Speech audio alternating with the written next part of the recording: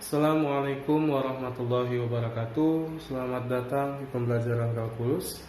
Pada pertemuan kali ini saya akan menjelaskan tentang fungsi inverse, kelanjutan dari fungsi komposisi.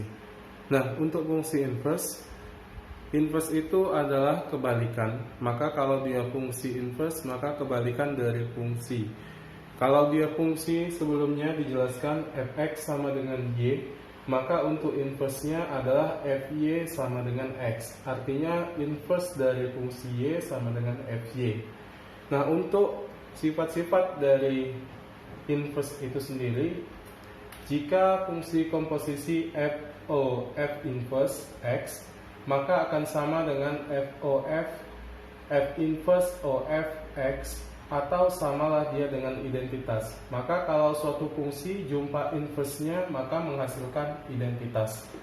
Nah, yang kedua, jika fungsi fog inverse, artinya fungsi komposisi fog inverse, maka bisa kita masukkan ke dalam inverse-nya dan dalam bentuk g inverse o f inverse. Artinya diinversekan dulu fungsi g, baru dikomposisikan dengan fungsi f yang sudah diinversekan juga. Yang ketiga, fungsi fogx sama dengan hx, maka jika yang ditanya adalah fx, maka bisa dilakukan dengan hog inverse x. Itu menentukan nilai fx-nya. Kalau diketahui fog, yang ditanya f-nya. Oke, untuk lebih pahami bisa diperhatikan contoh berikut. Ya, sebelum kita masuk ke contoh, kita akan menentukan dulu langkah sederhana menentukan suatu inverse. Nah, untuk mengubah ke bentuk inverse, misalkan kita punya y sama dengan x tambah 1.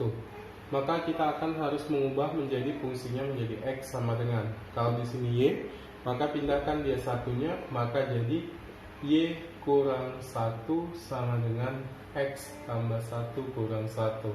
Nah, kalau udah paham sampai sini, bisa langsung hilangkan saja y kurang 1 sama dengan x.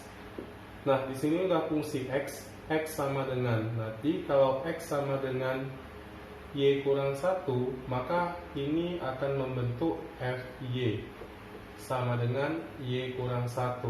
Nah, tinggal kita ubah bentuk y inverse, maka bentuk y inverse-nya itu ganti di situ ada x, y menjadi x, maka jadi x kurang 1. Maka bentuk inverse dari x tambah 1 adalah x kurang 1.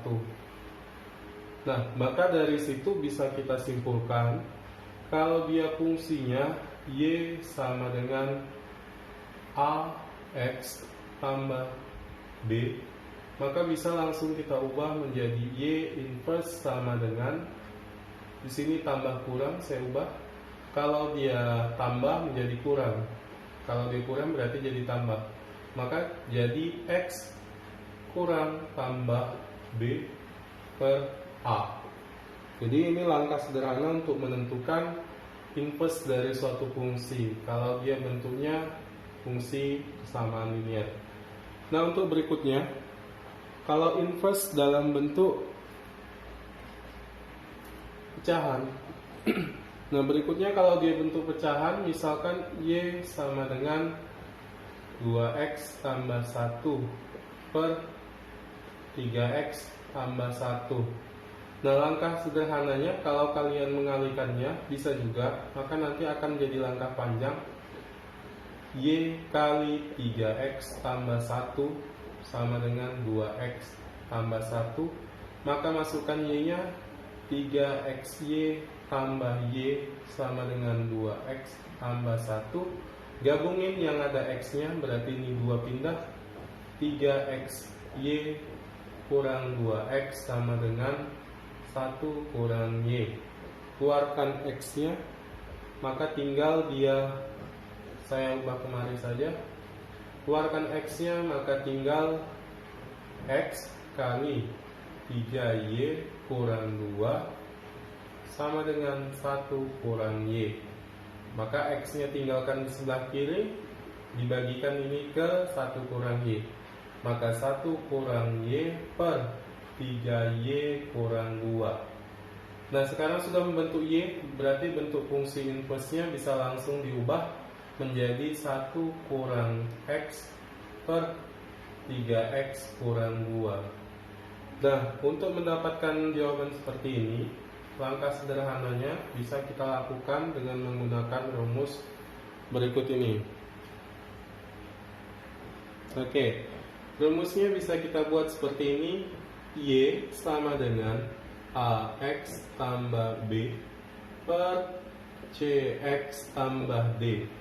Maka dia akan bisa berubah menjadi Y inverse sama dengan tukar posisi A dengan D. Berarti kasih negatif DX tambah B per CX kurang A.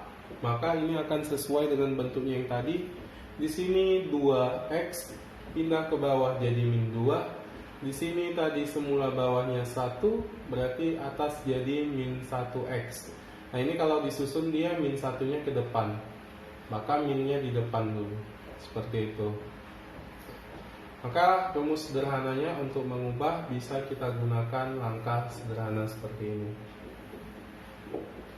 Nah, bentuk yang ketiga, kalau dia bentuknya persamaan kuadrat, Y sama dengan, kalau kuadrat sempurna gampang, misalkan X pangkat 2 kurang 4X tambah 4. Nah, ini namanya kuadrat sempurna, artinya kalau difaktorkan maka faktornya kembar. Kurang 4 tambah 4, maka di situ X pasti kurang 2. Kenapa? Kurang 2 kali kurang 2 positif 4, kurang 2 berarti jadi kurang 4 pangkat 2. Y sama dengan X kurang 2 pangkat 2.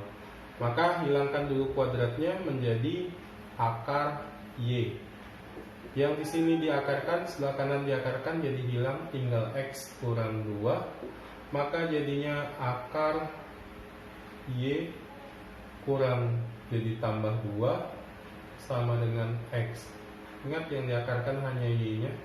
Maka Y inverse-nya adalah sama dengan akar X tambah 2. Nah, maka kalau dia bentuk fungsi kuadrat, langkah sederhananya dia tinggal pindahkan saja. Nah, kalau kuadratnya tidak sempurna, artinya bukan kuadratnya sempurna seperti ini, maka harus kita ubah ke bentuk kuadrat sempurna. Oke, untuk contoh berikutnya, jika bentuk fungsinya dia tidak bentuk fungsi kuadrat sempurna seperti yang di sini tadi, maka seperti misalkan Y sama dengan X pangkat 2 tambah 4X tambah 3. Nah, ini maka tidak bentuk kuadrat sempurna. Maka kita cari dulu bentuk kuadrat sempurna. Cara mencarinya, kalau di sini tadi min 4, maka faktornya pasti min 2 dengan min 2. Karena di sini positif 4, maka faktornya pasti tambah 2 tambah 2. Maka kita buat dulu Y sama dengan X tambah 2 dikuadratkan. Nah, kita cari dulu kira-kira kalau X tambah 2 dikuadratkan bentuknya seperti apa. Maka X pangkat 2 tambah 4X, 2 kali 2 tambah 4. Nah, karena di sini kita yang ada hanya 3, di sini yang ada 3, yang diminta di situ bentuknya kalau seperti itu, maka harus tambah 4. Maka kita harus tambahin 1 dulu di fungsinya. Jadi fungsinya untuk membentuk kuadrat sempurna adalah seperti ini. Nah, langkah berikutnya, setelah dapat fungsi kuadrat sempurna, sama seperti tadi, pindahkan ke fungsi Y. Karena di kanan tambah 1, maka pindah jadi negatif. Y kurang 1 sama dengan X tambah 2 pangkat 2. Karena di sini bentuk kuadrat, pindah kemari jadi bentuk akar, maka akan membentuk akar Y kurang 1 sama dengan X tambah 2. Setelah bentuk akar, pindahin 2-nya, maka menjadi akar Y kurang 1 kurang 2 sama dengan X. Sehingga Y inverse adalah akar X kurang 1 kurang 2. Maka seperti itu langkah-langkah sederhana untuk menentukan inverse dari fungsinya. Kalau fungsi dia tidak sempurna seperti ini, maka penyelesaiannya harus seperti ini, gitu ya. Oke, sekian dulu untuk bentuk sederhananya. Nanti saya lanjutkan di part 2.